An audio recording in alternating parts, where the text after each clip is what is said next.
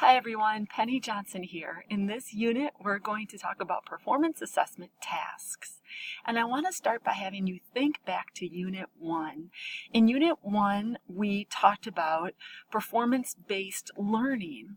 And in that unit, we identified the importance of having our courses contain competencies that allow the student to demonstrate mastery. And in addition, we talked about being able to assess a student's mastery of any given competency. So now here we are, all this time later, and we're ready to build a performance assessment task. And we'll call this a PAT for short. Our PAT is really just a document that outlines how we'll present a task to our students by which they can perform and by which we'll measure their performance to determine their mastery of a given course competency. So let's go ahead and take a look at the components of a PAT and what we need to include to make sure that we have a comprehensive task for our students to be able to apply. All right, so I'm going to use this course in WIDS, Beginning Computer Operations. It's a very old class, but it's nice and easy to understand, and it'll help us to see the components of our PAT. Up here in the orange bar, I'm going to click on My PATs or PLAs, and we're going to take a look at just one PAT that I have contained within this, this course in WIDS. So my PAT so I only have one PAT. Here under List, this is where I would have all of the PATs for the course. Now, for any given course that I teach, I generally have one PAT per unit.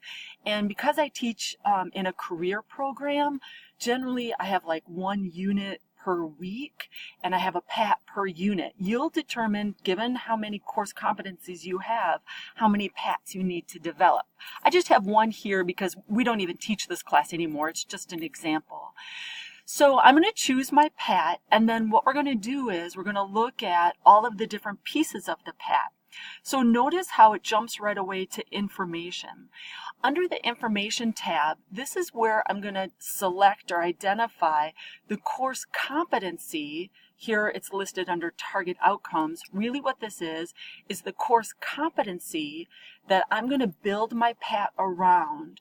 For every PAT, you only want to identify one course competency. Otherwise, just quite honestly, it just gets too complicated, and it's good design just to simplify and have one course competency per PAT.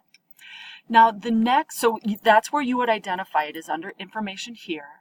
Under directions, what you want to include are the directions to the student. So if you look at my directions on the screen, you'll see these are just the directions to the student. Remember, at the heart of this, I'm building a task for the students to do by which they can demonstrate that they've mastered the competency. So these are my directions to the students. Here's what I want them to do. Now notice there's a section here as well called Notes for Evaluators. Remember that your evaluator doesn't always have to be the teacher. Sometimes in some of my courses, students have to do activities that send them outside of the classroom. They have to go take their resume down to the Career and Employment Services office at Truex and have it evaluated down there. So the evaluator is not always the teacher, sometimes it's somebody else. And this section, Notes for Evaluators, would be any notes that you would have for whoever's evaluating the task or the homework at hand. So here I could have things in this particular class. I could have things like arrive to the classroom early, make sure all the computers are functional, make sure the software is loading, things like that. Any tips or hints or notes that I would have to anyone who's in charge of this performance assessment task. Okay, and then of course directions to the students. Under Scoring Guide, this is really just the rubric that I would use to grade the assessment task. So you can see here, this is just very simple. It's just an example. It's not really comprehensive, but these are things that I would grade the student's submission against, excuse me. And over here on the right-hand side, you can see these are my ratings. So a student can either earn a 0, a 1, or a 2. Now, you should be asking yourself, well, what a 0 obviously means it's not present, but what's the difference between a 1 and a 2? That's the next section here called scoring. The scoring has to always be completed, even if your scoring guide uses a met or not met. You need to be able to tell the student, what does met mean?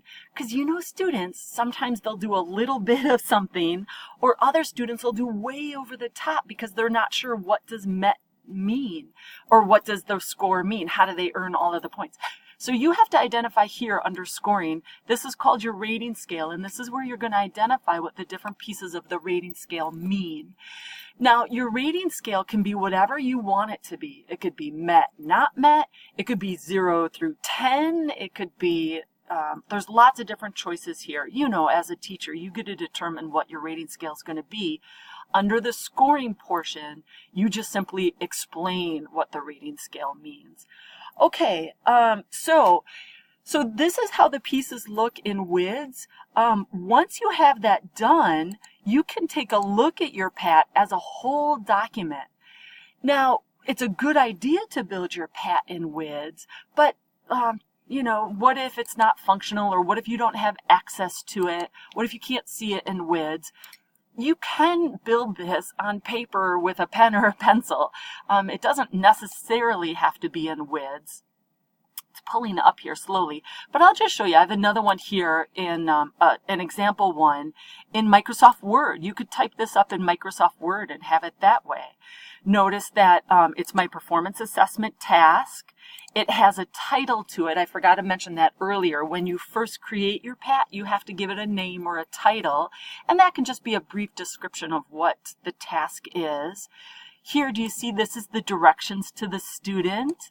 This particular PAT also does not have any notes to evaluator. No notes to the evaluator. That would come up here at the top if it did. It identifies the course competency that it's addressing. That's what comes next. In WIDS, there's a place to identify the environment, whether it's in the classroom, outside of the classroom, in the field, in the lab. This one just says online. And then it identifies who the evaluator is, the instructor, somebody else, maybe an industry expert, something like that. Here's the scoring standard. This is what the last thing I was showing you when I was in WIDS. And it just says you must earn a MET. So this is not really the best example. It should say what MET means, but you can see they used a different scoring guide than I did. They have MET versus not MET. And then it's got the criteria that the instructor will use to score that task. In this case, the student's writing a paper. So this is just a basic example of a performance assessment task. I want you to spend some time really thinking about how you can develop a performance assessment task that'll really help you as an instructor determine whether or not your student has achieved mastery of that competency. And that's what I'm hoping you can submit here to this unit in our workshop. If you need any help at all, feel free to email me. You can even email me a rough draft of your PAT, and we could sort of look it over and develop it further before it gets submitted. Whatever help you need, just let me know.